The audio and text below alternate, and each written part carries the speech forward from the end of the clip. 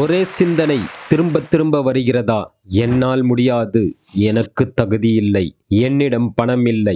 இந்த மாதிரியான சிந்தனை உங்க லைஃப்ல எத்தனை தடவை ரீப்ளே ஆகுது? இதற்கு பெயர் நெகட்டிவ் தாட் இல்லை, இதற்கு பெயர்தான் நெகட்டிவ் மென்டல் லூப். இது பிரேக் ஆகலினா உங்க டேலண்ட், எஃபோர்ட், ட்ரீம்ஸ் எல்லாம் அதே இடத்தில் ஸ்ட்ரக் ஆயிடும். அதனால் இந்த நெகட்டிவ் மென்டல் லூப்பை சயின்டிஃபிகலி பிரேக் பண்ணும் 3 பிரெயின் டூல்ஸை தான் இந்த வீடியோவில் பார்க்க போறோம். வணக்கம் நண்பர்களே, இது மைண்ட் மேக்னெட் தமிழ். இங்கு உங்க வாழ்க்கைக்கு உதவும் மற்றும் வாழ்க்கையை முன்னேற்றும் வீடியோக்கள் மட்டுமே கிடைக்கும். அதனால் சேனலை சப்ஸ்கிரைப் பண்ணிக்கோங்க. வாங்க வீடியோக்குள்ள போகலாம். What is a negative mental loop? Negative mental லூப்னா என்ன தெரியுமா?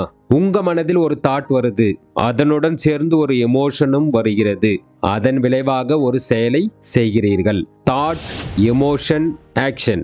அதே தாட் திரும்ப திரும்ப வந்து கொண்டே இருப்பதால் ஆக்ஷனும் சேம் ஆகவே இருக்கிறது. இதற்கு ஒரு உதாரணம் சொல்கிறேன். ஆபீஸ்ல பாஸ் ஒரு சென்டென்ஸை சொன்னார், இம்ப்ரூவ் யுவர் ஒர்க். இது நார்மல் சென்டென்ஸ் தாங்க. ஆனால் இதை கேட்டவுடன் உங்களுக்குள் உங்க மனது சொல்வது என்னவென்றால், நான் யூஸ்லெஸ்ஸோ, எல்லாரும் என்னை கேவலமாக பார்ப்பார்களோ, என்னை குறைவாக எடை போடுகிறார்களோ. இதே தாட் திரும்ப திரும்ப வருகிறது. நைட் முழுக்க ரிப்ளை ஆகுது. அடுத்த நாள் காலை எழுந்தவுடன் same thought. Morning motivation zero. Boss மறந்துட்டார், ஆனா உங்க பிரெயின் மட்டும் அதை விடல. இதற்கு பெயர் தான் சயின்ஸ்ல நெகட்டிவ் மென்டல் லூப். இந்த நெகட்டிவ் மென்டல் லூப்பை பிரேக் பண்ண உதவும் 3 முக்கிய வழிமுறைகளைத்தான் இந்த வீடியோவில் பார்க்க போறோம். Tool 1, name the thought. Thought வந்தவுடன் அதனுடன் ஃபைட் பண்ணாதீங்க, அதற்கு பெயர் வையுங்கள். எப்படி தாட்டுக்கு பெயர் வைக்கணும்னா, அது ரொம்ப ஈஸி. ஜஸ்ட் கொஞ்சம் அவேர்னஸ் இருந்தா போதும். ஒரு தாட் உங்கள் மனதுக்குள் வந்தவுடன் அதனுடன் உருவாகும் எமோஷன் என்னவென்று கவனியுங்க. எக்ஸாம்பிளுக்கு, பாஸ் உங்களிடம் ஒரு வார்த்தை சொன்னார், இம்ப்ரூவ் யுவர் ஒர்க்னு. அது சொன்னவுடன் உங்களுக்குள் வந்த உணர்வு என்ன? நார்மலா நம்மிடம் என்ன உணர்வு வந்திருக்கும்? என்னை வேலையிலிருந்து எடுத்து விடுவாரோ, ப்ரொமோஷன் கிடைக்காதோ என்ற பயம் ஏற்பட்டிருக்கும். அப்படி அந்த தாட் வரும்பொழுதெல்லாம் அதற்கு பயம் என்று பெயர் வையுங்க. இப்படி உங்களுக்குள் உருவாகும் எமோஷனை வைத்து அந்த தாட்டுக்கு ஒரு பெயரை வைக்க பழகினால் நாளடைவில் இந்த நெகட்டிவ் லூப் ஈஸியாக பிரேக் ஆகிவிடும். டூல் நம்பர் 2, இன்டரப்ட் த பாடி. இந்த மெத்தட்ல பிரெயின் எப்போ லூப் தாட்டை ஸ்டார்ட் பண்ணுகிறதோ அப்பொழுதே உடனுக்குடன் பாடியை மூவ் பண்றதுனால அந்த தாட் பிரேக் ஆகும். தாட் வரும்பொழுது உட்கார்ந்து கொண்டிருக்கிறீர்களா, ஜஸ்ட் 30 செகண்ட் டைரக்ஷனை சேஞ்ச் பண்ணி நில்லுங்கள். ஷோல்டரை ரிலாக்ஸ் பண்ணுங்க.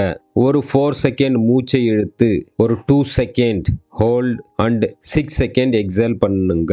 பாடியில ஏதாவது ஒரு மாற்றம் நடந்தா பிரெயின் தாட்டை நிறுத்திவிட்டு உங்க பாடியின் ஆக்ஷனில் தான் முழு கவனத்தையும் செலுத்தும். அப்பொழுது அந்த தாட் ஆட்டோமேட்டிக்காக மறந்து போய்விடும். இப்படி பாடியை மூவ் பண்ணி தாட்டின் லூப்பை பிரேக் பண்ணலாம்.